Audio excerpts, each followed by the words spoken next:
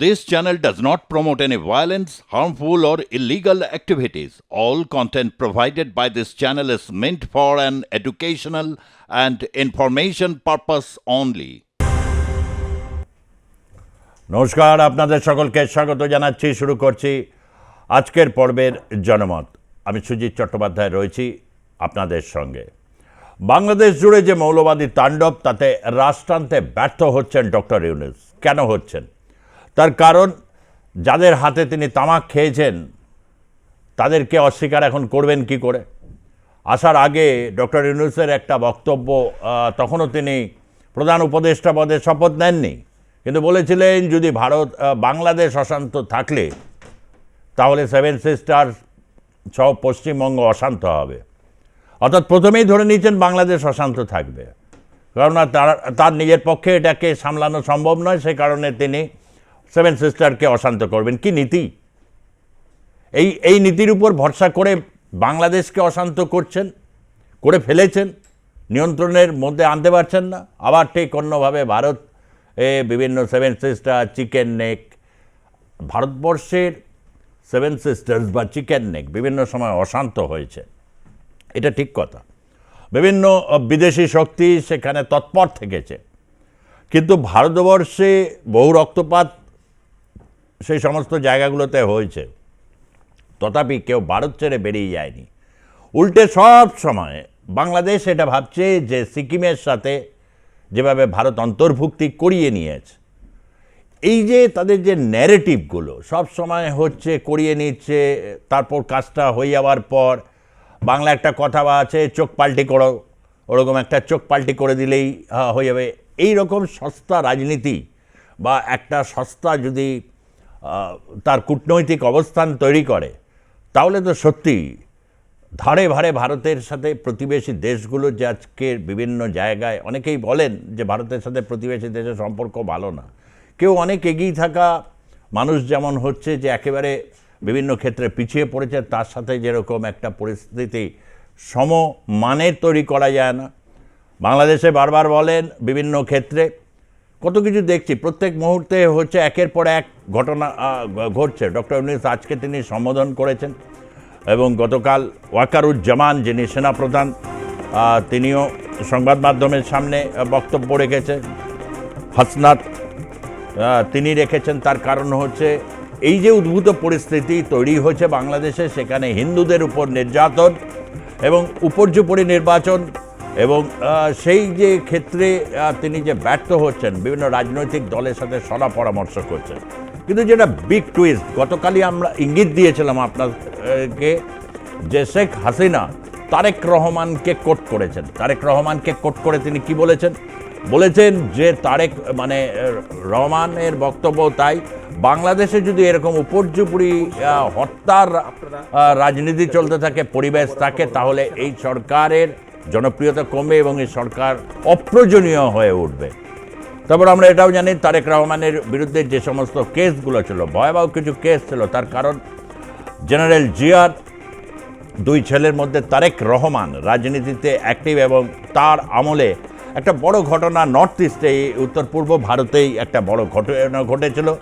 তৎকালীন যিনি স্বরাষ্ট্রমন্ত্রী লুৎফুজ্জামান বাবর এরকম 10 ট্রাক ভর্তি এরকম বিস্ফোরক এবং মারাত্মক AK-47 থেকে AK-56 এসব ধরা পড়ে, এবং সম্পর্কে চরম অবনতি হয় ভারতের সঙ্গে। লুৎফুজ্জামান বাবরকে তারপর হচ্ছে তার বিচারে দোষী সাব্যস্ত হন হাসিনার সময় এবং জেলে ছিলেন, কিন্তু ডক্টর ইউনূসের সময় সবই হচ্ছে তারা খালাস পাচ্ছেন। এবং রহমানির মতো ব্যক্তিত্ব, তারা বাইরে গিয়ে তার যে উত্তেজক বক্তব্য আমরা শুনেছি, সেখানে তিনি বলেছেন দরকার পড়লে পশ্চিমবঙ্গ স্বাধীনতা ঘোষণা করবে, সমস্ত হচ্ছে একটা খোয়াইশ। আফগানিস্তান ওখান থেকে বিদ্রোহ করবে, পাকিস্তান বিদ্রোহ করবে ভারতকে। এই সমস্ত কথাগুলো ভারতবর্ষের লোকেরা খুব সাধারণ, এই ধরুন যারা সাধারণ মানুষ অটো চালায়, টোটো চালায় বা পটল বেচে, তারা ফুৎকারে উড়িয়ে দেয়। তার কারণ এই দেশের মানুষ জানে যে গণতন্ত্রের প্রকৃত মজাটা কোথায়, সেখানে বলার স্বাধীনতা রয়েছে। আমি এক এক করে সমস্ত আসবো, এবং সবচেয়ে বড় বিষয় যেটা রয়েছে যে আগামী দিনে রয়েছে, এবং তার সাথে আপনাদেরকে জানিয়ে নিই যে ভারতবর্ষে সংখ্যালঘুদের প্রশ্ন নিয়ে যখন বাংলাদেশ উদ্বেগ জানাচ্ছে, বাংলাদেশ বলছে, ভারতের সংবাদ মাধ্যম ডিসইনফরমেশন ছড়াচ্ছে, কত কিছু বলছে, কিন্তু তারই মধ্যে জামা মসজিদের শাহী ইমাম চিঠি দিয়েছেন ইউনূসকে চিঠি। ভারতীয় ইমামের বাংলাদেশ প্রতিষ্ঠার পর থেকে ভারত তাদের পাশে রয়েছে। ভারত সবসময় বাংলাদেশের ঘনিষ্ঠ বন্ধুর দায়িত্ব পালন করেছে। বাংলাদেশের সংখ্যালঘুদের ওপর অত্যাচারে ভারতের সংখ্যালঘুরা উদ্বিগ্ন। এই পর্যন্ত এটি বাংলাদেশের অভ্যন্তরীণ বিষয় ছিল। হিন্দু সংখ্যালঘুদের ওপর হামলা অবিলম্বে বন্ধ করা উচিত। অর্থাৎ যেখানে শাহী ইমাম বুখারীও পর্যন্ত বলছেন যে এই দেশের সংখ্যালঘুরা উদ্বিগ্ন হয়ে পড়ছেন, তার কারণ এমনটাই পরিস্থিতি তৈরি করে দিয়েছেন সেখানে। এবং একটি দেশে কারোর যদি অপরাধ থাকে, বিচার ব্যবস্থায় তার বিচার পাওয়ার অধিকার রয়েছে, কিন্তু সেখানে চিন্ময় দাস ব্রহ্মচারীর ক্ষেত্রে যা যা ঘটনা ঘটছে, এবং একের পর এক আইনজীবী, প্রাণ ভয়ে আইনজীবীরা এখন ফোন পর্যন্ত ধরছেন না, 1 মাস তাকে থাকতে হবে। এই যদি সেখানে একজন সংখ্যালঘু যিনি মুখ ফেস আন্দোলনের নেতৃত্ব দিচ্ছেন, তিনি একজন সাধু বা সন্ন্যাসী। পৃথিবীর ইতিহাসে এরকম সাধু সন্ন্যাসীরা, ভারতবর্ষের ইতিহাসেও এরকম সন্ন্যাসী বিদ্রোহ হয়েছিল ইংরেজদের বিরুদ্ধে। বঙ্কিমচন্দ্র চট্টোপাধ্যায়ের সেই সন্ন্যাসী বিদ্রোহের কাহিনী নিয়েই তো বন্দে মাতরম। এবং বার্মাতেও দেখা গেছে আর্মির জুন্টার বিরুদ্ধে বৌদ্ধ সন্ন্যাসীরা পথে নেমে নেতৃত্ব দিয়েছিলেন, অহিংসবাদী বৌদ্ধ সন্ন্যাসীরা। ল্যাটিন আমেরিকার বিভিন্ন দেশগুলোতে সামরিক জুন্টার বিরুদ্ধে 80-র দশকে একের পর এক আন্দোলন সংগঠিত হয়েছিল সমস্ত বিশপদের নেতৃত্বে। বিশপরা আন্দোলনের সামনে ছিলেন, তারা পুলিশ মিলিটারির গুলি পর্যন্ত খেয়েছেন। এমতো পরিস্থিতিতে এই আধুনিক সময়ে ডক্টর ইউনূসের সময় চিন্ময় কৃষ্ণ দাস ব্রহ্মচারীকে জেলের মধ্যে তিনি পড়ছেন, অন্যদিকে হচ্ছে তার সাধু ভক্তরা অপমানিত, লাঞ্ছিত হচ্ছেন, এবং তার সাথে সাথে বাংলাদেশে উপর্যুপরি হিন্দুদের উপর বিভিন্ন জায়গায় প্রত্যেক দিন এক জায়গায়, আজকে সুনামগঞ্জে সংখ্যালঘুদের উপর হামলা হয়েছে মৌলবাদীদের। আমি বলবো সেই ছবি আপনাদেরকে যদি থাকে নিশ্চয়ই দেখাবেন, পিসিআরকে বলবো। এবং সুনামগঞ্জে সংখ্যালঘুদের উপর হামলা মৌলবাদীদের, প্রত্যেকবারই তা অস্বীকার করেন অবশ্য যে এটা বাড়াবাড়ি মানে দেখানো হচ্ছে। এই সমস্ত বিষয়গুলো এক এক করে আমি আসবো। আমাদের সঙ্গে আজকে রয়েছেন আপনার সেই সুনামগঞ্জের ছবি আপনারা দেখলেন, সমস্ত দোকানপাট লুটপাট, ভাঙচুর, অগ্নিসংযোগ, প্রাণ ভয় বেরিয়ে যাচ্ছেন, বাড়ি থেকে বেরিয়ে রাস্তায় আশ্রয় নিচ্ছেন। দেখুন কী অবস্থা করেছে, এক একজনের জান মালের কোনো নিশ্চয়তা নেই। অথচ দেশে আর্মি আছে, দেশে ডক্টর ইউনূস এবং তার বিরাট একটি বাহিনী আছে, পরিষদ সবই রয়েছে, মিডিয়া রয়েছে, সবই আছে, কিন্তু তারপরেও এই সমস্ত ছবিগুলো প্রতি মুহূর্তে আসছে। আমাদের সঙ্গে রয়েছেন প্রতিরক্ষা ভাষ্যকার ডক্টর আর.কে. শ্রীবাস্তব, আপনাকে স্বাগত জানাচ্ছি। প্রতিরক্ষা ভাষ্যকার আপনি, এবং ডক্টর আশিস দাস, তিনি রবীন্দ্রভারতী বিশ্ববিদ্যালয়ের অধ্যাপক, ইতিহাসের অধ্যাপক। বারবার বাংলাদেশের উপর তার বক্তব্য আমরা বিভিন্ন জায়গায় শুনছি। ভার্চুয়ালি আমাদের সঙ্গে থাকবেন দেবতনু মাঝি, তিনি পরবর্তী অধ্যায়ে যোগদান করবেন। আমি এক এক করে আপনাদের কাছে একটু আসবো। প্রথমে আমি মিস্টার শ্রীবাস্তব আপনার কাছ থেকে জানতে চাইব যে আজকেও মৌলবাদী যে তাণ্ডব, রাশ টানতে তো পারছেন না, হঠাৎ করে হাসিনা তার যে রাজনীতি নিয়ে ভীষণ বিপন্ন বোধ করছে শেখ হাসিনা। প্রথমে একটা বড় পর্যায় ছিল যে ভারত কেন আশ্রয় দিয়েছে, প্রত্যার্পণ করুন, ইন্টারপোল, কত কিছু খেলা টেলা দেখে এখন ওটা রণভঙ্গ দিয়েছেন। কিন্তু ইতিমধ্যে কি ক্রমশ তারপরের যে সবচেয়ে জনপ্রিয় দল বাংলাদেশ ন্যাশনালিস্ট পার্টি, তারেক রহমান, তিনি কি বাংলাদেশে ফিরতে চলেছেন? খুব ভালো প্রশ্নটা করেছেন আপনি। বিএনপির আসার আগে আমি একটা কথা বলে দিই যে বাংলাদেশ এখন আমাদের সঙ্গে ভারত বিরোধিতা করার সঙ্গে একটা এসকেলেশন ম্যাট্রিক্স আমরা বলি, ওটা আমাদের ওই এসকেলেশন ম্যাট্রিক্সে আরো বাড়িয়ে দিয়েছে। এসকেলেশন ম্যাট্রিক্স ওটা বাড়িয়ে দিয়েছে, ওর মধ্যে উপরে চলে গেছে। এটা বাংলায় মানে একটু কিরকম মানে ব্যাপারটা এসকেলেশন ম্যাট্রিক্স, এটা তো মিলিটারি টার্ম আছে। এর মানে হলো কি যে কোনো পরিস্থিতি আমরা তৈরি করতে গেলে ধাপে ধাপে আমরা যাই। তো এটা কতভাবে কত উপরে গেছে, এটাই আমরা এসকেলেশন ম্যাট্রিক্স বলছি। আগে যেটা নিচে চেপেছিল এখন ওরা আরো বাড়িয়ে দিয়েছে। আর এটা খুব গ্লেরিং, নভেম্বর মাসে যেটা ইভেন্টটা হচ্ছে, নভেম্বরে পার্টিকুলারলি ওনার যখন থেকে আইজিপি অ্যাপয়েন্ট হয়েছেন তখন থেকে ওদের এতে আপনি দেখুন এই ইসকনের ম্যাটারটা উঠেছে, আর যতগুলো পরিস্থিতি আছে ওখানে উত্তাল হয়ে গেছে। কেন প্রফেসর ইউনুস জানে উনি আর প্রেসিডেন্ট হতে পারবেন না, ওনার যে স্বপ্ন ছিল ওটা ভঙ্গ হয়ে গেছে। কেন যে ওখানকার যে ইলেক্টেড প্রেসিডেন্ট আছেন উনি মোহাম্মদ শাহাবুদ্দিন এলিয়াস চুপ্পু উনি আর রিজাইন করছেন না। তো প্রফেসর ইউনুস জানেন অনেকবার এরকম বাংলাদেশে হয়েছে কি যারা ওখানে ছিলেন পাওয়ারে ওদেরকে ছাড়তে হয়েছে। মোহাম্মদ ইউনুস জানেন কি আজকে নালে কালকে বা বহুত শীঘ্রই ওনাকে বাংলাদেশ ছাড়তে হয়েছে বা মরতে হয়েছে, দুটোর মধ্যে একটা কিছু তো হবে, রাইট? যা হোক, উনি আমাদের বাংলার একটা জামাই, তাই জন্য ওনার সম্বন্ধে আমরা ভালোই কথা বলি, বিকজ যতগুলো বাংলাদেশের ভাই বোন আছে ওদের জন্য আমরা ভালো শুভেচ্ছা থাকে আমাদের কি ওদের কাছে ওদের কান্ট্রিতে উল্লাস হোক না। বিএনপিতে কেউ আসো তো আমাদেরই ছেলে, ওর তো দাদু বাড়ি তো আপনার ইয়েতে নর্থ বেঙ্গলে, খালেদা জিয়ার তো মার বাড়ি ওখানে, রাইট? খালেদা জিয়াকে কি করে আপনি ডিনাই করবেন? খালেদা জিয়া আমাদের মেয়ে, যেরকম মোহাম্মদ ইউনুস সাহেবের ওয়াইফ একটা ইন্ডিয়ান ভারতীয়, খালেদা জিয়া একটা ভারতীয়, এটা আপনি ডিনাই করুন। আর ও তো পুরো যতগুলো গ্র্যান্ডফাদার গ্র্যান্ডমাদার যতগুলো আছে আমাদের তারেক রহমানের, ও তো সব আমাদের নর্থ বেঙ্গলে বসে আছেন। তো একটা রক্ত সম্বন্ধ, আমরা একটা ওয়েস্ট ইন্ডিয়াতে আমরা বলি, আমরা পশ্চিমী পার্টে আমরা বলি রোটি বেটি কা সম্বন্ধ। বাংলাদেশের সঙ্গে আমাদের রোটি বেটি কা সম্বন্ধ আছে। আমাদের মেয়ে আপনাদের কাছে বিয়ে হয়েছে, আমাদের একটা রেসপন্সিবিলিটি আছে। বারবার আপনারা বলেন কি শেখ হাসিনা ওয়াজেদ বলে, আরে আমরা ডাকিনি বাবা। আপনি জল সাহেবকে জিজ্ঞেস করুন, জল ওয়াকুর জামানকে, কি উনি কেন ওকে পাঠালেন। और शेख हासिना के तो আমরা তো ইনভিটেশন দেয়নি, আর নাই শেখ হাসিনা আমাদের সঙ্গে কথা বলেছেন। ওদের মধ্যে কি হচ্ছে বঙ্গভবনে আমরা জানি না, তাহলে আমাদেরকে ব্লেম করা উচিত নয়। না আসুন না, প্রবলেম ইজ দিস যে তারেক রহমান আসলে অনেক ভালো, কিন্তু ওখানকার একটা পলিটিক্সে একটা টার্নিং পয়েন্ট, চার্নিং মুভমেন্ট হচ্ছে। চার্নিং মুভমেন্ট মানে কি হলো, একটা নতুন জিনিস হচ্ছে। মানুষের মধ্যে মনে একটা ভয় আছে। একটা বাংলাদেশে 17 কোটি যে মানুষ আছেন, মানুষ আছেন, ওরা একদিকে আছে, পলিটিক্যাল পার্টি একদিকে আছে যারা এস্টাবলিশ পলিটিক্যাল পার্টি, যার মধ্যে আওয়ামী লীগ, যার মধ্যে বিএনপি, যার মধ্যে জাতীয় পার্টি আর অন্য পার্টি আছে, আর একদিকে আছে students led by professor Yunus, and ওর মধ্যে আছে আমাদের জেএমবি জামাতুল মুজাহিদিন, যারা বানিয়েছে ওদের স্টুডেন্টসগুলো, ওরা নেক্সট প্রজন্ম যেটা আমরা বলি নেক্সট জেনারেশন যারা আছেন, ওরা আছেন মেহফুজ আলম, নাহিদ ইসলাম। আমরা ভেবেছিলাম বাংলা ভাইয়ের পর জামাতুল মুজাহিদিন বাংলাদেশ শেষ হয়ে যাবে, হয়নি। ওদের সেকেন্ড জেনারেশন বাংলাদেশ দেখে নিচ্ছে এখন। এরা টেররিস্ট, ওদের হাতে আজ গতকাল শেখ হাসিনা বাদী তো বললেন কি যে গণহত্যা যেটা হচ্ছে ওর জন্য government of the day responsible নয়, এরা ইনস্টিগেট করেছে। আমি শিওর যদি ওদের বাড়ি যদি আপনি সার্চ করতেন, ওদের যদি ইউনিভার্সিটি সার্চ করতেন, তখন আপনি অস্ত্রশস্ত্র আগ্নেয়াস্ত্র ওদের পাতেন। এদের মেটিকুলাসলি প্ল্যান কি ছিল কি সাধারণ মানুষ যেটা আছে ওদেরকে আগে করো, ওদেরকে মরিয়ে দাও, তারপর একটা সিচুয়েশন বিল্ড আপ করো।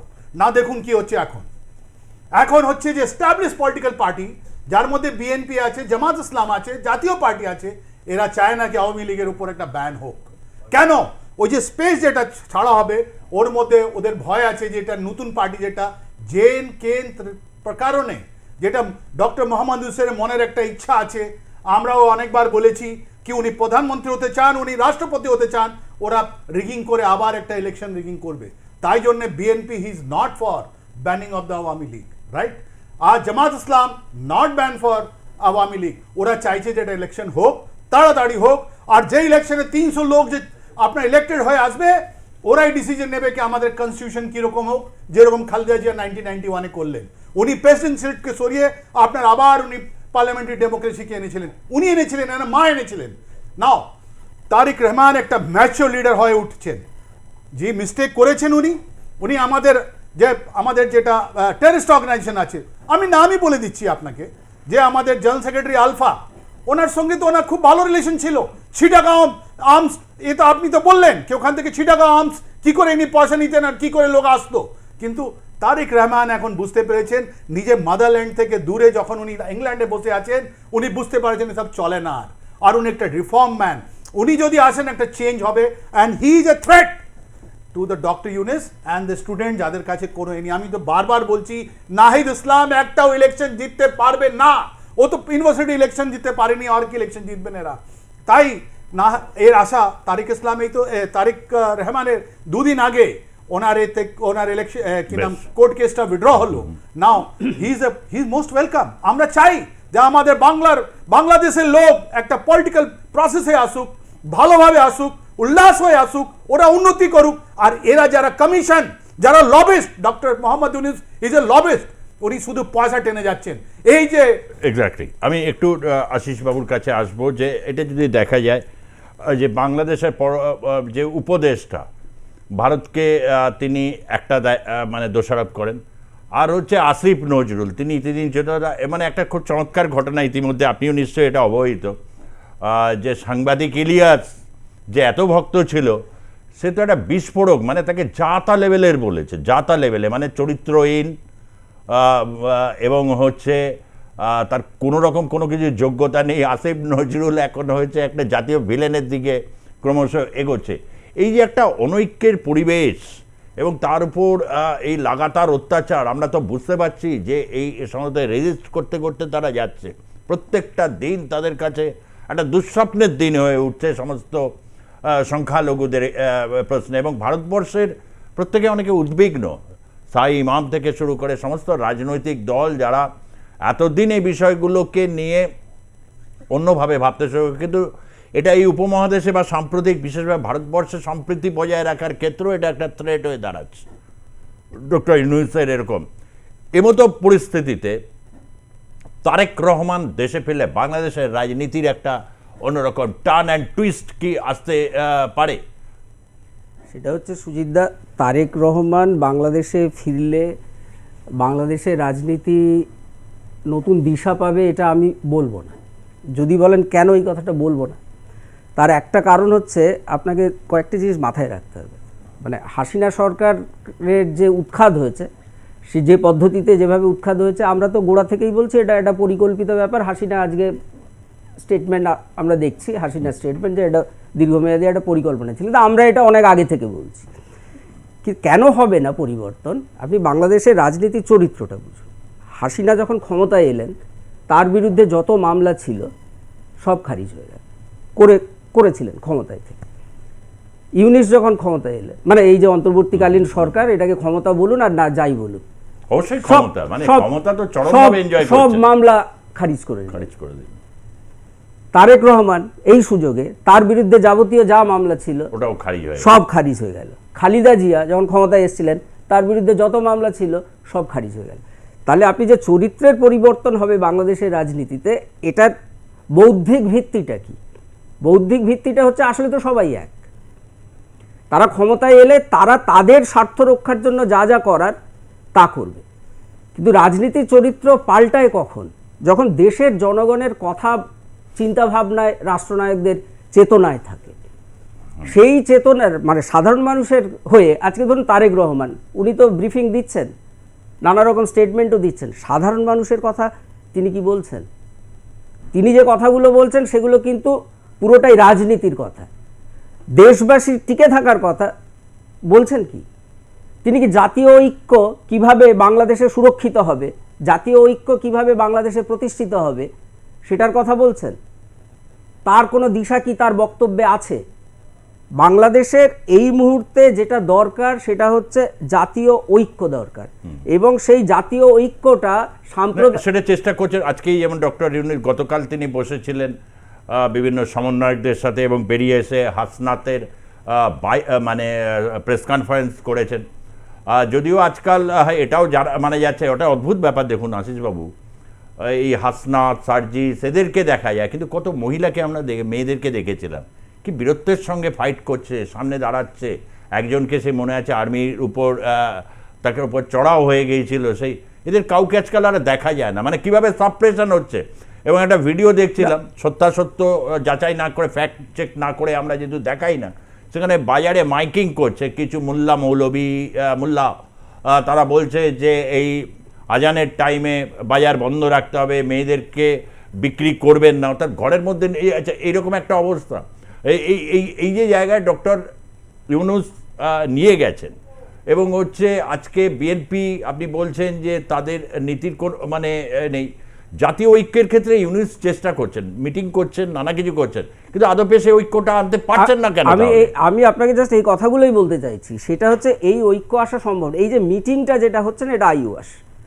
যদি বলেন কেন আইওয়াস, কারণ এই মিটিংগুলো যাদের সাথে করছেন তারা বেরিয়ে গিয়ে উস্কানি দিচ্ছে দেশের মানুষকে মানে তাদের সম্প্রদায়ের মানুষকে, তাদের মতাদর্শগত। হাসনাতের স্টেটমেন্টগুলো দেখলেই তো বুঝতে পারবেন। আমার যেটা বক্তব্য ছিল যে সাম্প্রদায়িক ঐক্যটা বাংলাদেশে বড় কথা নয়, মানে ভারতবর্ষেও সাম্প্রদায়িক ঐক্যটার বড় কথা নয়, তার থেকে যেটা গুরুত্বপূর্ণ জাতি ধর্ম নির্বিশেষে সবার ঐক্য, এই বোধটা আনতে হবে। আর এই বোধটা এখনো নেই, এই কারণে প্রমাণ করে যে চিন্ময়বাবু মানে ওই মানে আমাদের যে ইসকনের আরেকটু স্ট্রেট ওয়েতে একটু আপনাকে জিজ্ঞাসা করছি, একটু খোলসা করে যদি এটা হয়, ডক্টর ইউনূস এরা বলেছিলেন যে সংখ্যালঘুরা কেন নিজেদের সংখ্যালঘু, কেউ কেউ আবার বেশ একটু কায়দা করে বলে এই সংখ্যালঘু শব্দটায় আপত্তি আছে, তথাপি বলতে হচ্ছে আসলে সকলে বাংলাদেশি। এইভাবে একটা জাতীয় ঐক্যের ক্ষেত্রে এই যে বারবার ব্যর্থ হওয়া, একদিকে মৌলবাদকে চাগার দেওয়ার নানা রকমভাবে তারা অস্ত্র খোলা অস্ত্র নিয়ে বেরিয়ে পড়ছে, আবার অন্যদিকে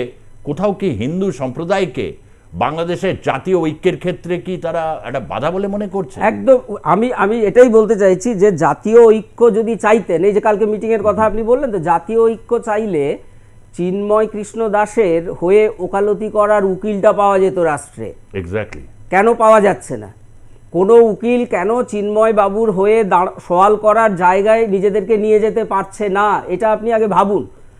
এবং আমরাও তো এটাও জানি যে একটা গণতান্ত্রিক মানে একটা যে কোনো সভ্য রাষ্ট্রে যে কোনো ব্যক্তি সে যত বড় অপরাধী হোক না কেন, তার যদি উকিলও না পাওয়া যায়, রাষ্ট্রের তরফে উকিল দাঁড় করানো হয়। কিন্তু সেটা কি হচ্ছে? সেটা হচ্ছে না কেন? আপনাকে ওই জায়গা থেকে খুঁজতে হবে যে জাতীয় ঐক্যটা, আমি যে হিন্দু সম্প্রদায়ের সাথে একসাথে থাকার কথা বলছি, মুখে মিটিং করে বলছি, সেটা আমি অন্তরে বিশ্বাস করি কিনা। এক্স্যাক্টলি। আমি একটু আসবো আমাদের সঙ্গে দেবতনু মাঝি, যিনি অধ্যাপনা করেন কলেজে। দেবতনু মাঝি রাষ্ট্রবিজ্ঞানের অধ্যাপক। দেবতনু মাঝি যোগদান করেছেন। আমি একটু দেবতনুর কাছে আসব, তার আগে একটু হাসনাতের বক্তব্য আমরা নেব, যে অন্যতম যে স্টিয়ারিং কমিটি যেটা রয়েছে সমন্বয়কদের, তার অন্যতম মুখপাত্র এবং কেন্দ্রীয় সমন্বয়ে যে টিম তার একজন প্রধান ব্যক্তি হাসনাত কি বলে গতকাল মিটিংয়ের পর, একটু বক্তব্যটা একটু শুনে নেওয়া যাক। ভারত সরকারের সাথে ফ্যাসিস্ট সরকারের যেই ধরনের গোপন চুক্তিগুলো হয়েছে সেটি যেন প্রকাশ করা হয়। ফেলানি হত্যা সহ সীমান্ত যতগুলো হত্যা হয়েছে সেগুলোর জন্য বিচার নিশ্চিত করা হয়, এবং পানির যে ন্যায্য হিস্সা সেই হিস্সাটি যেন বাস্তবায়ন করা হয়, এবং আমাদের যেই বাণিজ্যিক যে সম্পর্কটি রয়েছে ভারতের সাথে সেই সম্পর্কটি যেন ন্যায্যতার ভিত্তিতে হয় এবং সেটির মধ্যে যেন ডিগনিটি থাকে। আমরা সেই বিষয়গুলো নিয়ে কথা বলেছি। আপনারা জানেন যে সিন্ডিকেটের কারণে মানুষের যে দ্রব্যমূল্যের ঊর্ধ্বগতিতে মানুষের স্বাভাবিক জীবন যে ব্যাহত হচ্ছে, মানুষ ফিল করছে যে এই যে দ্রব্যমূল্যের লাগাম টানা উচিত। মানুষের সেই শঙ্কাটি আমরা ডক্টর মোহাম্মদ ইউনূস স্যারকে আমরা জানিয়েছি। আমাদের যেই সাম্প্রদায়িক যেই ট্রাম্প কার্ডটি বিশ্ব মিডিয়াতে ছড়ানো হচ্ছে, যে এই গণ অভ্যুত্থানটি হচ্ছে rise of Islam and fundamentalism, বিষয়টি যে আসলে এমন না, বরং সকল শ্রেণী পেশার ছাত্র নাগরিকের অংশগ্রহণের মধ্য দিয়ে এই আন্দোলনটি গণ অভ্যুত্থানটি হয়েছে। এবং আমাদের যেই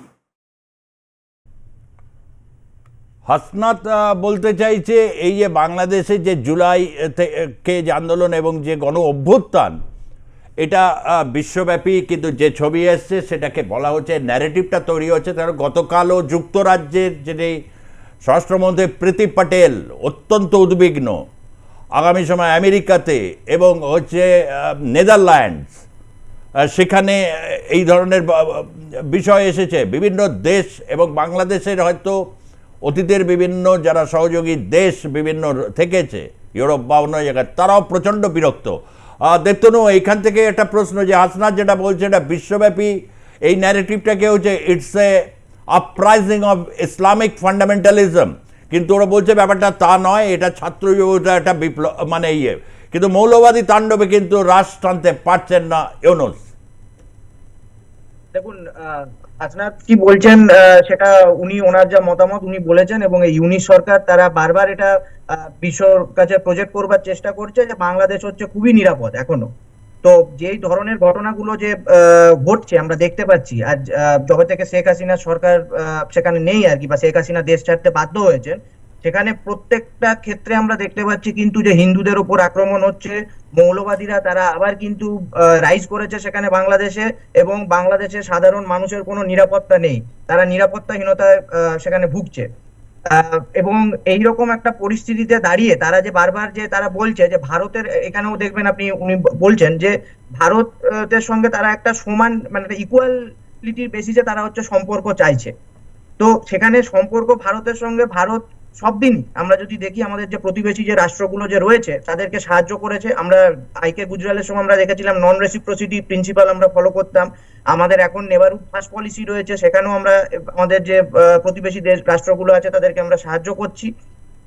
কিন্তু তারা যে বলছে সমানে সমানে, সবসময় সমানে সমানে তখনই হবে যখন তারা আমাদের সমান হবে। এখানে এটা তাদেরকে স্বীকার করতে হবে যে ভারতবর্ষ আজকে যেই যেখানে আমাদের গ্লোবাল পলিটিক্স আমাদের যা গুরুত্ব, আমাদের অর্থনীতি কালি আমরা যেভাবে আমরা তাদের থেকে শক্তিশালী সেখানে, বা অন্যান্য দিকেও আমরা তাদের থেকে অনেক এগিয়ে আছি, সেখানে সমানে সমানে তারা সম্পর্ক বলতে কি চাইছে তারা এটা তাদের কাছে ক্লিয়ার করা দরকার। এবং তারা বারবার যে যেখানে সেখানে তিনি একটা ইলিগাল মাইগ্রেন্টদের ঘটনা তুলে আনলেন, সেখানে বললেন যে বিএসএফ নাকি গুলি চালায়। এটা আমি নিজে বাংলাদেশের উপর আমি পিএইচডি আমার গবেষণা করেছি, তো আমিও সেখানে যখন গেছিলাম অনেকের কাছে আমি এটা শুনেছি যে ভারতের বিএসএফ নাকি তাদেরকে মেরে ফেলছে, এরকম একটা ন্যারেটিভ বাংলাদেশ জুড়ে তৈরি করার চেষ্টা মানে করা হয়েছিল একটা সময়, এবং এখনো সেটা আরো সেটা হাসিনা সরকার এখন নেই বলে সেটা আরো বেশি করে আর কি সেখানে এরকম ন্যারেটিভ তৈরি হচ্ছে। তো সেখানে এই প্রশ্নটা তাদের করা উচিত যে কেন বিএসএফ গুলি চালাচ্ছে। গুলি চালিয়েছিল কারণ তারা ইলিগালি ভারতবর্ষে প্রবেশ করতে চেয়েছিল। তো আমার বিএসএফ এর কাজই হচ্ছে যে বর্ডারকে প্রোটেক্ট করা। তো সেখানে বাংলাদেশ থেকে এত মানুষ এখানে চিকিৎসার জন্য আসে, পড়াশোনার ক্ষেত্রে আসে, কই তাদের উপর তো কেউ তো গুলি চালায়নি। তারা তো দিব্যি এসে ভারতবর্ষের সবকিছু তারা মানে তাদের যে যা কিছু দরকার তাদেরকে ভারত তো প্রোভাইড করছে। এবং ভারতীয় সরকার আপনার কি বলে যদি দেখেন বাংলাদেশের বহু স্টুডেন্টদেরকে স্কলারশিপ প্রোভাইড করে থাকে, সেটা মনে হয় ওনাদের জানা আছে কিনা আমার জানা নেই। তারা কিন্তু এই যে স্টুডেন্ট যে সমাজ, এই সমাজ যেভাবে আর কি ভারতীয়দেরকে অপমান করেছে, ভারতবর্ষকে অপমান করেছে, এবং কিছুদিন আগে দেখতে পাবেন যে ভারতের ফ্ল্যাগের ওপর দিয়ে তারা হচ্ছে হেঁটে যাচ্ছিল, আমরা দেখেছি। তো সেখানে যেটা এটা পরিষ্কার হয়ে যাচ্ছে সুজিতদা, যে এই যে প্রথমত হচ্ছে এই যে ইন্টারিম গভর্নমেন্ট যেটা আছে এটা হচ্ছে সম্পূর্ণ একটা ইলিগাল। কারণ বাংলাদেশের সংবিধানে যে 2011 সালে যে পরিবর্তন আনা হয়েছিল সেখানে কেয়ারটেকার গভর্নমেন্টের প্রভিশন হচ্ছে অ্যাবলিশ করা হয়। তো এইটা হচ্ছে সম্পূর্ণ আনকনস্টিটিউশনাল একটা সরকার সেখানে বসে আছে তারা, এবং সেখানে নানান রকম ভাবে গোটা দেশ জুড়ে তারা হচ্ছে এটা একমাত্র কাজ হচ্ছে, আমি আসবো আবার, একমাত্র একটা কাজই হয়ে দাঁড়াচ্ছে যে কখনো কখনো, এবং হচ্ছে এবার একটু আপনার কাছে আসবো পররাষ্ট্র উপদেষ্টা তৌহিদ হাসান, যিনি বারবার ভারতের হচ্ছে ডিসইনফরমেশন, ভারত এরকম ইয়ে করছে, কেন করছে বুঝতে পারছি না। এমনকি মমতা বন্দ্যোপাধ্যায় পশ্চিমবঙ্গের মুখ্যমন্ত্রী, তার বক্তব্য নিয়ে তিনি বলছেন আমরা হতভম্ব হয়ে যাচ্ছি, এই সমস্ত কথাগুলো বলছে। মানে নিজেরা মানে তাদের ন্যারেটিভটাকে ক্লিয়ার করতে পারছে না, তার কারণ দাবার কিছু নেই। এটাই কি একটা হচ্ছে, আমি একটু শুনে আপনার কাছ থেকে একটু জানতে চাইব তৌহিদ হাসানের বক্তব্য। হাই কমিশনারকে আমি ডেকেছিলাম দুটো কারণে, আসলে ছোট ছোট দুটো ঘটনা ঘটেছে। একটা হচ্ছে যে 2 তারিখে ব্রিটিশ পার্লামেন্টে কয়েকজন পার্লামেন্ট মেম্বার বক্তব্য দিয়েছেন বাংলাদেশের সংখ্যালঘু পরিস্থিতির উপরে, এবং সেখানে কিছু মিস ইনফরমেশন আছে, এটা আমি হাই কমিশনারকে জানিয়েছি। আমি বলেছি যে তারা অনেকটাই যে চারদিকে যে তথ্যের একটা ওই প্রবাহ চলছে, তারা সেটা থেকেই মনে হয় যেন তারা নিয়েছেন তথ্য। আর 2-1টা সংগঠন যারা কথাবার্তা বলেছে সেগুলিও মোটামুটি ব্রিটেন বেসড। এখানে যারা আছে তাদের প্রকৃত গ্রাউন্ডের তথ্য তাদের সেটাতে রিফ্লেক্টেড হয়নি।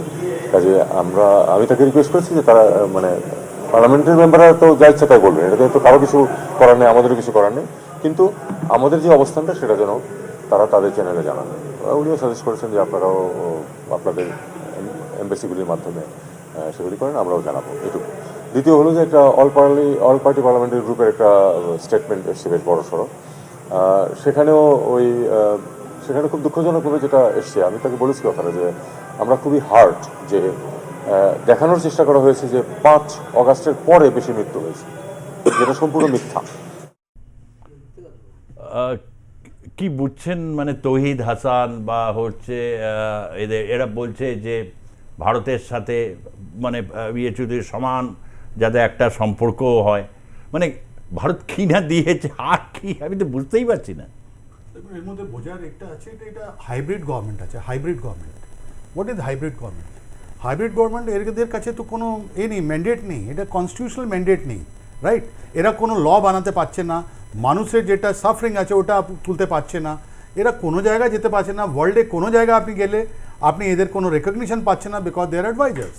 সো এটা হাইব্রিড গভর্নমেন্ট। আগে যেটা আমাদের স্টুডেন্টগুলো যে রাস্তায় ছিল, স্টুডেন্টগুলো নেই এখন যারা আছে মৌলবাদী ছাত্রছাত্রীরা যারা আছেন, যাদের ওদের ইনফ্লুয়েন্স, যাদের ব্রেন ওয়াশ করা হয়েছে, ওদেরকে টাকা দিয়ে ওই রাস্তাগুলোতে নামানো হয়েছে।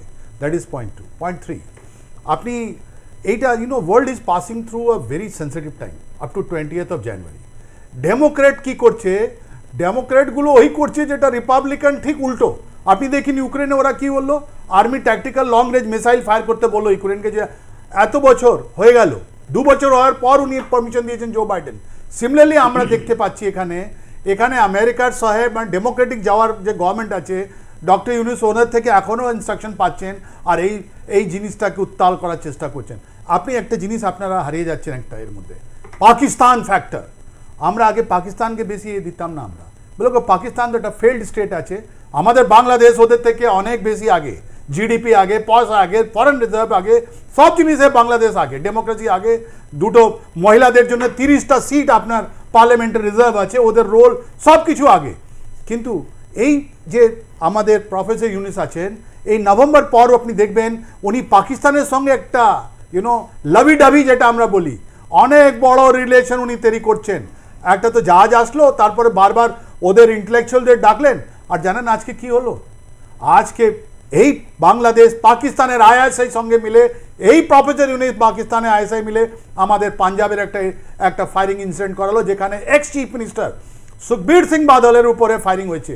কে করেছে? একটা পাকিস্তান ট্রেন, একটা রিটার্ন ছেলে নিরঞ্জন সিং ও করলো। তার মানে কি হলো? আস্তে আস্তে যে আমরা কেন বলছি এটা এসকেলেশন ম্যাট্রিক্স, কেন আমরা বলছি যে রিলেশনটিকে আরও অবনতি ঘটাচ্ছেন, আরও ইনি চাইছেন যে not only 7 state but rest of the country আমাদের ভারতের একটা প্রবলেম হয়। প্রফেসর ইউনুস এটা ভারত বুঝতে পেরেছে, রাইট? উনি আজকে দেখুন কেন স্টেটমেন্ট দিতে হলো জামা মসজিদের, আপনি তো প্রথম দিকে এটা দেখালেন, ভারতের যেটা মাইনরিটি আছে বাংলাদেশের প্রফেসর ইউনুসের সঙ্গে নেই। ওনার যদি এটা থাকে, এটা ইউব খান, জেনারেল ইউব খান এটাই চেয়েছিলেন 1965-এ, কি উনি ভেবেছিলেন? বা 1947-এ পাকিস্তান চেয়েছিল যে আমাদের এখানে কাশ্মীরি লোক যেহেতু ওরা একটা মাইনরিটি স্ট্যাটাস আছে, ওরা পাকিস্তানের সঙ্গে যাবে। 1947-এ কাশ্মীর আমাদের সঙ্গে ছিল, 1965-তে আমাদের সঙ্গে ছিল, 1971-এ আমাদের সঙ্গে কাশ্মীরি লোক ছিল, আজকেও আছে। ওরা আপনার সঙ্গে যাবে না পাকিস্তান। কিন্তু এই যে প্রফেসর ইউনুস, উনি ভাবছেন কি উনি একটা কিছু করবেন, উনি ইসকনকে তুলে ধরবেন, একটা বাইল্যাটারাল রিলেশনকে উনি একটা ওয়ার্ল্ড এতে নিয়ে আসবেন, আর তারপরে উনি ভাবছেন যে আমাদের যারা এখানকার মাইনরিটি আছে ওরা তালি বাজাবে, ওরা বলে বাহ মোহাম্মদ ইউনুস বাহ। উনি তো চেষ্টা করেছিলেন আমাদের কাছে জঙ্গি একটাও ঘটনা হলে প্রফেসর ইউনুস এটা ইন্ডিয়া আছে, আমরা বারবার বলছি ঢুকে মারবো, আমরা কাউকে ছাড়বো না। এটাকে আগামী সময়ে কি এরকম যদি হয় যে আপনি যেটা খুব চমৎকারভাবে সুখবীর সিং বাদলের আজকে ওটা দিলেন, পাকিস্তান অ্যাক্টিভেশন, আপনি সেদিনকে বলছিলেন বরিশালের ওখানে ট্রেনিং, আইএসআই এর অফিসাররা ট্রেনিং, এরকম অনেক রকম ইন্টেলিজেন্স রিপোর্ট ভারতের হাতে এসে রয়েছে। ভারত খুব উদ্বিগ্ন, কোথাও কি সেখানে তারা ধৈর্য দেখাচ্ছে এখন এই মুহূর্তে ভারত, এবং সঠিক সময়টার জন্যই ওয়েট করছে। ভারতও কেন, আমেরিকা, আপনি যদি সিআইএ আপনি সাইটে যাবেন, ওয়ার্ল্ড টেররিস্ট অর্গানাইজেশনে বাংলাদেশের 2জন সংগঠনের নাম আছে, আল কায়দা সাউথ এশিয়া অ্যান্ড জামাতুল মুজাহিদিন বাংলাদেশ। ওরা তো নিজে তুলে দেয়নি, ওরা ওদের কাছে ইন্টেলিজেন্স আছে। আপনি দেখুন না কি হলো ইউকে পার্লামেন্টে, ওরা বলছে জঙ্গি হামলার সম্ভাবনা আছে। কোত্থেকে খবর পেল? From where the England got this news কে বাংলাদেশ থেকে ভারতের উপর একটা জঙ্গি হামলা চলবে। এই প্রফেসর ইউনুস, এই আমাদের সার্জিল ইসলাম, মাহফুজ ইসলাম আর নাহিদ ইসলাম, এরা আজকে যে ছেলেটা আপনি দেখছেন ওর চোখটা দেখুন, ওদের কাছে শুধুমাত্র একটাই আছে, এরা জামায়াতুল মুজাহিদিন বাংলাদেশের রিপ্রেজেন্টেটিভ। ভারতের বিরুদ্ধে তীব্র ঘৃণা, উপরে এখন পরিস্থিতি বিগড়লই। একটা টেকনিক আছে আশিস বাবু, এই টেকনিকগুলো খুব আছে। না দুটো হাত, একটা হাত তাক করে থাকে গলার দিকে, সুযোগ পেলেই গলাটাকে টিপে ধরে, ওই যে মুখ থেকে বেরিয়ে যায় না চিকেন নেক টিপে ধরবো, আরেকটা যখন এখানে পায়ে ধরে। এই দুটো হাতের খেলা খেলছে আর কি, মানে কূটনীতিতে ভাবছে বোঝে, এগুলো বোঝা যায় না। এই যে জায়গা থেকে একটা বিস্ফোরক, একটা অগ্নিগর্ভ পরিস্থিতিতে এরা বারবার বলছে যে না এটা মিডিয়া এরকমভাবে বলছে, ভারতের মিডিয়া এই করছে সেই করছে, পলিটিক্যাল প্রসেস। এটা কিন্তু আমি আবারও হয়তো অনেকে বলতেই পারেন, কারণ শেখ হাসিনাকে মানে ছাত্রলীগকে নিষিদ্ধ করেছে, মানে একেবারে পিটিএ তক্তা করে দিচ্ছে আওয়ামী লীগকে। তাহলে রাজনৈতিক প্রসেস শুরু না করলে এই পুরো জঙ্গিদের মুক্তাঞ্চল হয়ে উঠতে চলেছে বাংলাদেশ। মাইকিং করছে, ক্রমশ এদের প্রথম টার্গেট মাইনরিটি এবং মহিলা। Are you agreed? আপনার সাথে আমি একদম সহমত। ভারতীয় মিডিয়া চিৎকার করে না কোনো লাভ নেই। একটা কারণে বলছি, কারণ দেশের সংখ্যালঘুর ওপরে যে আক্রমণগুলো হচ্ছে, সেখানে ওখানকার দেশের মিডিয়া চেপে গিয়ে সাম্প্রদায়িক চরিত্রকে সংহত করা ছাড়া আর কিচ্ছু করছে না। এই যে চেপে যাচ্ছেন আপনি খবর, আমি আপনাকে একটা অন্য উদাহরণ দিলে বুঝতে পারবেন। এই যে আমি চিন্ময় কৃষ্ণ দাসের হয়ে ওকালতি করার কথা আমরা বলছি, মানে কাউকে পাওয়া যাচ্ছে না। একটা জিনিস আপনি নিশ্চয়ই জানবেন যে রমেন রায়, যেটা সংবাদপত্রে বা এখানে দেখা হয়েছে, তার উপর বিভৎস আক্রমণ করা হয়েছে। এই আক্রমণটা করা হয়েছিল, ছবি আমরাও দেখিয়েছি, আপনারা দেখিয়েছেন, কিন্তু উনার উপর আক্রমণ করেছিল 25শে নভেম্বর ঢাকাতে যে জমায়েত হয়েছিল, সেখানে যুবলীগের কর্মীরা। এই খবরটা চেপে গেছেন, এই খবরটা প্রকাশ করেননি। আজকে যখন আমরা এই খবর দেখাচ্ছি, আপনি তো বলতে পারছেন না যে ওই দিন ওর ওপরে আক্রমণ করা হয়েছিল বলে উনি চিকিৎসাধীন আছেন, বলতে পারছেন না। এই খবর চেপে যাওয়া, এই যে আপনি বারবার বলছেন না ভারতীয় মিডিয়া তো বিকল্প কথাই বলবে, কারণ ওইখানকার মিডিয়ার সত্যিকারের কথা বলার কোনো সাহস নেই। তাহলে সেই দায়িত্বটা কিন্তু আমাদেরকে নিতে হবে, কারণ ওখানে মানুষ অত্যাচারিত হচ্ছে, ওখানে মানুষ আক্রান্ত হচ্ছে। সে হিন্দু সম্প্রদায়ের হতে পারে, সে খ্রিস্টান সম্প্রদায়ের হতে পারে, বৌদ্ধ সম্প্রদায়ের হতে পারে, আসলে সংখ্যালঘু মানুষ আক্রান্ত হচ্ছে। এবং এই সংখ্যালঘু মানুষ আক্রান্ত হচ্ছে শুধু আমি মুসলমান মানুষদের দ্বারা তা নয়, কিন্তু এই জঙ্গি মুসলমান মানুষদের দ্বারা।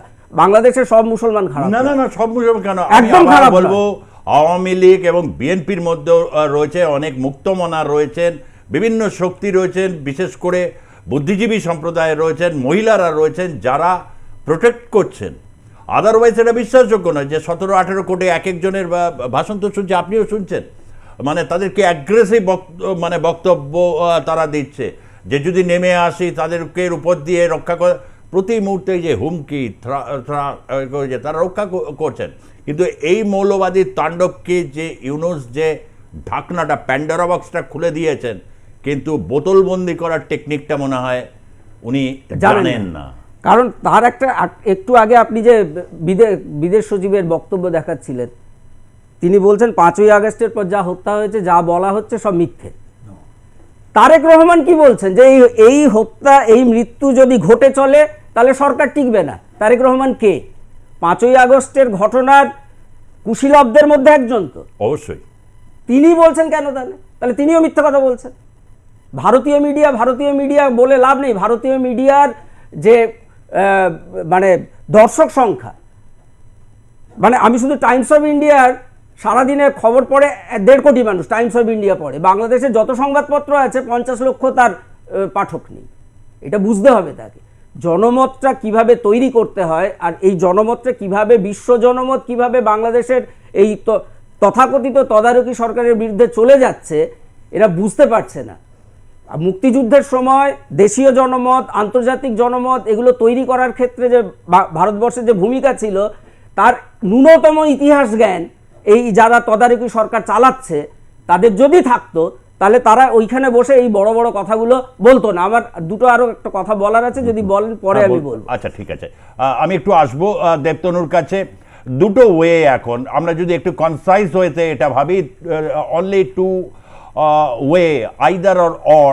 একটা হচ্ছে পলিটিক্যাল প্রসেস, সেখানে অবশ্যই স্টেক হোল্ডার হিসাবে আওয়ামী লীগের সম্পর্কে একটা স্থির সিদ্ধান্তে তাদের আসতে হবে, বিচার বিভাগকে শক্তিভাবে কাজ করতে দেবে। যেভাবে আইনজীবীদের উপর হামলা বা এগুলো চলে, সেগুলো ফার্স, একটি বিচারের নামে একটা ফার্স একটা situation. Either political activism or military intervention, কোন দিকে যাচ্ছে বলে মনে হচ্ছে? দেখুন সুজিতা, বাংলাদেশে আমরা যদি দেখি 1971 অনওয়ার্ডস, ঠিক আছে, সেখানে মানে বাংলাদেশ স্বাধীন রাষ্ট্র হয়ে যখন হলো আর কি, তো সেখান থেকে বাংলাদেশে কখনোই গণতন্ত্র হচ্ছে আপনার ছিল না। এবং খুব আপনার যদি মনে থাকে, আপনি দেখবেন যদি বাংলাদেশের ইতিহাসের দিকে দেখেন, যে মুজিবুর রহমান কিন্তু প্রথমে পার্লামেন্টারি ডেমোক্রেসি সেখানে এস্টাবলিশ করতে চাইলেও তিনি পরবর্তীকালে কিন্তু প্রেসিডেন্সিয়াল সিস্টেমের দিকে তিনি কিন্তু শিফট হয়েছিলেন। এবং পরবর্তীকালে সেখানে আমরা দেখেছি যে জিয়াউর রহমান এবং এরশাদের সময় কিভাবে বাংলাদেশের যে সেখানে কিভাবে যে সেকুলার যে চিন্তা ধারণা, সেখান থেকে বাংলাদেশকে পুরোপুরি ভাবে একেবারে মানে সেকুলারিজমকে সেখানে কিভাবে হত্যা করা হয়েছে আমরা বলতে পারি, সেটা আমরা দেখেছি হচ্ছে জিয়াউর রহমান এবং এরশাদের সময়। তারপরে যখন 1991 সেখানে গণতন্ত্র আবার ফিরে এলো, তারপরেও আমরা যদি দেখি 1991 থেকে আপনার 2006 সাল অবধি সেখানে আমরা যদি দেখতে পাবো আমরা যে প্রসিডিউরাল ডেমোক্রেসি থাকলেও সেখানে সত্যিকারের গণতন্ত্র কিন্তু কোনোদিনও প্রতিষ্ঠিত হয়নি। এরপরে 2007 থেকে 2008 আবার একটা কেয়ারটেকার সরকার ছিল, সেখানে মিলিটারি তাদেরকে ব্যাক করেছিল। এবং পরবর্তীকালে 2009 থেকে আমরা 2024 অবধি দেখেছি যে শেখ হাসিনার যে আওয়ামী লীগ সরকার তারা হচ্ছে ছিল।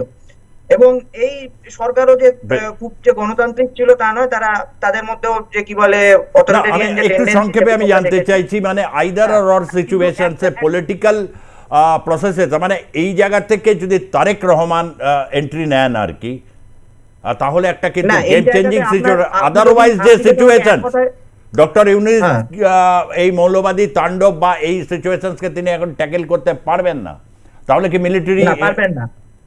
এখানে একটাই পথ এই মুহূর্তে খোলা আছে, সেটা হচ্ছে মিলিটারি ইন্টারভেনশন আমাদেরকে করতে হবে। আমাদেরকে মানে আমি বলতে চাইছি যে ওয়ার্ল্ড কমিউনিটিকে, সেখানে ইউনাইটেড নেশন সিকিউরিটি কাউন্সিলের আমরা সাহায্য অবশ্যই নেব। এবং আমার মনে হয় যে সেখানে এছাড়া সেখানে কোনোভাবেই যে মানব নিরাপত্তা সেটা কিন্তু সুনির্দিষ্ট করা সংক্ষেপে এই জায়গাটা আশিস বাবু, আমি একটু এসে আপনার কাছে এসে এই জায়গাটায় ধরুন এই যে শান্তিরক্ষী বাহিনী বা কিছু কিছু এক্সিস্টিং আইন আছে, বিশ্ব জনমত যদি তৈরি হয় যে শান্তিরক্ষী বাহিনী, মানে বলা হয় অনেকে বাংলাদেশ আর্মি নিয়ে, যদি আমি বাংলাদেশ আর্মি সম্পর্কে খুবই শ্রদ্ধাশীল এবং মিস্টার আর কে শ্রীবাস্তবের কারণে আরও বেশি শ্রদ্ধা মানে একটা রয়েছে, তথাপি কেউ কেউ বলেন ওখানের আর্মির একটা কাজ হচ্ছে যে রাজনীতিবিদদের হত্যা করা।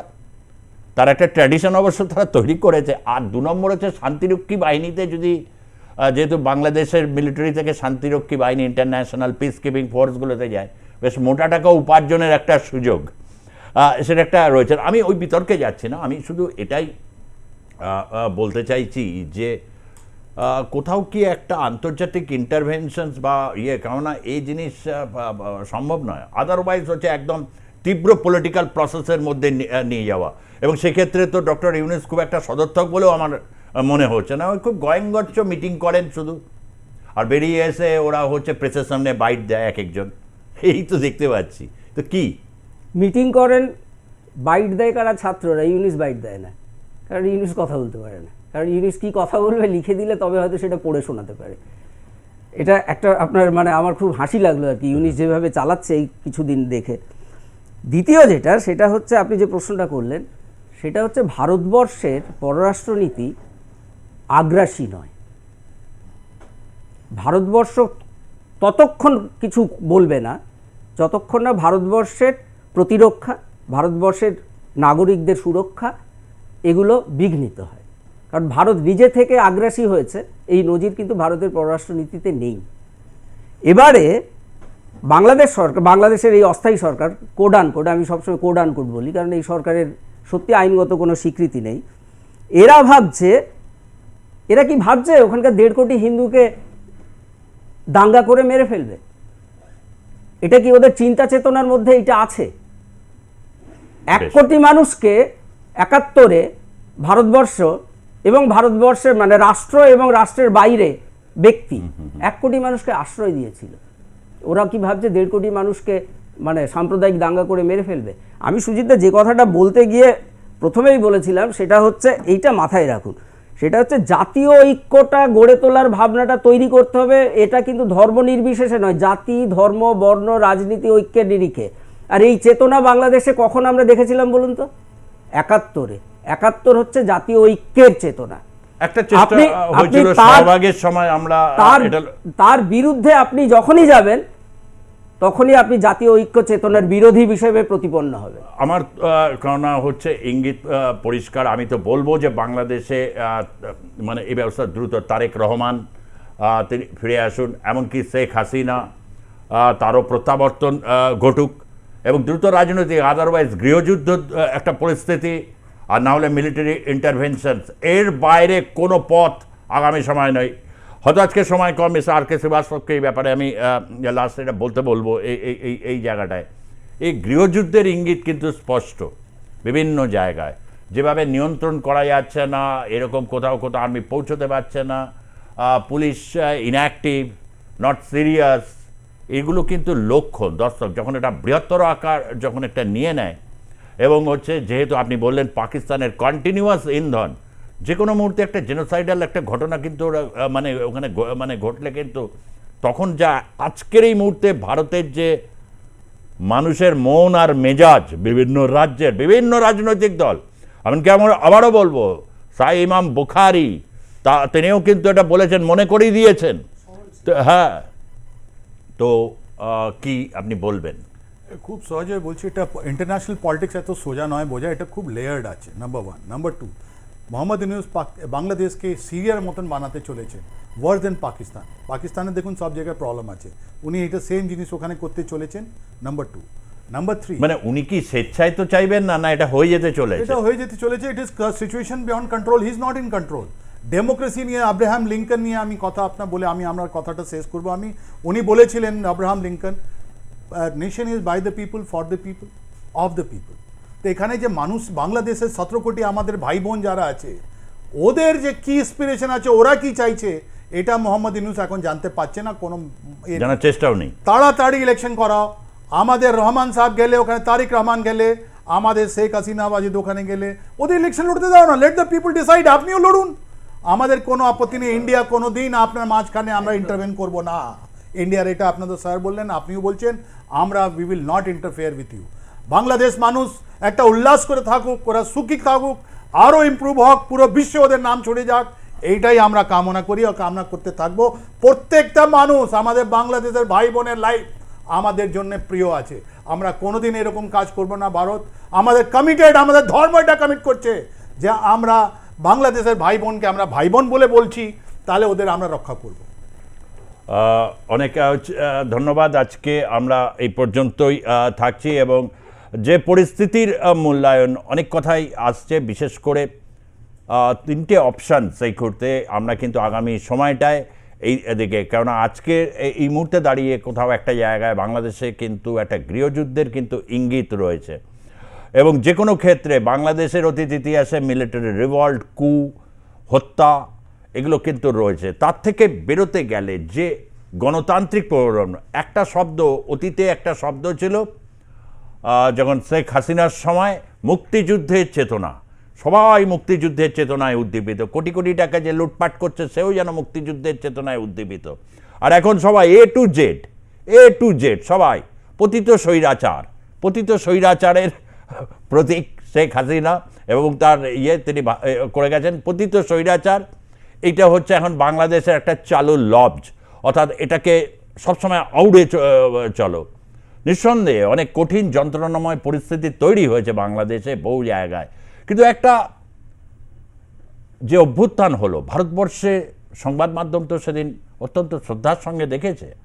এমন আছে যে প্রথম দিন থেকে এটা ডক্টর ইউনূসকে, কিন্তু ডক্টর ইউনূস আপনি ভুলে যাবেন না, আপনি কিন্তু এই প্রধান উপদেষ্টা হবার আগে একটি ভারতীয় সংবাদ মাধ্যমে সাক্ষাৎকার দিতে গিয়ে আপনি প্রথমেই বলেছিলেন বাংলাদেশ অশান্ত থাকলে সেভেন সিস্টার্স অশান্ত হবে। আপনি শান্তির নোবেল পুরস্কার পেয়েছেন শান্তির জন্যে, আপনি বলছেন বাংলাদেশ যদি অশান্ত দেয়, ইফ অ্যান্ড বাটে চলে গেলেন আপনি সেভেন সিস্টার্সকে তাহলে অশান্ত হবে। আপনার যেটুকুনি শক্তি আছে সংহত করুন, জাতীয় ঐক্য তৈরি করুন। ভারতবর্ষের মানুষ, ভারতবর্ষের মিডিয়া, ভারতবর্ষের তারা আপনাকে সমর্থন দেবে। আপনারা বলছেন না জনগণের সাথে জনগণ, রাষ্ট্রের সাথে রাষ্ট্রের, তাহলে ওটাকে বাস্তবায়নের জন্য বাস্তববাদী পদক্ষেপ নিন। আর নিজেদের মধ্যে ওকে গালাগালি দিচ্ছেন, যে তাকে গালাগালি দিচ্ছেন সে পরশুদিন বলছেন, কেউ বলছেন এই যে এই সমন্বয়ক সে হচ্ছে লম্পট ব্যভিচারী। বুঝতে পারছেন তো ক্ষমতাটা কি? দীর্ঘদিন কিন্তু শেখ হাসিনা ক্ষমতা তিনি চালিয়েছিলেন এবং তার কিছু উল্লেখযোগ্য কাজও রয়ে গেছে। ধন্যবাদ আমি জানাবো আর কে শ্রীবাস্তব আপনাকে, ডক্টর আশিস দাস আপনাকে, দেবতনু মাঝি রাজনৈতিক বিশ্লেষক অধ্যাপক আপনাকেও, এবং আপনাদেরকেও যারা দেখলেন আজকের পর্বের জনমত। দেখতে থাকুন আর প্লাস নিউজ, সবার আগে সবার পাশে। ধন্যবাদ, নমস্কার।